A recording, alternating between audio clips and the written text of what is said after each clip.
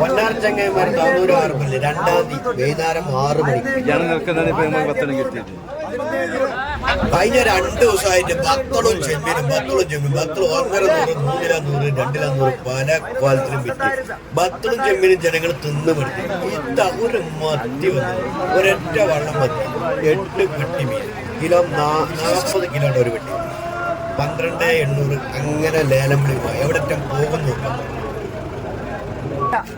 600 12,600 12,600 12,600 600 600 700 12,800 12,800 900 12,900 12,900 രൂപ 12,900 13 രൂപ 100 13,100 200 എന്തായാലും മത്തി രാജാവനാണോ 14,300 രൂപ ഒരു പെട്ടിന്റെ വില 14,300 അങ്ങനെയാണ് 8 പെട്ടിണ്ട്.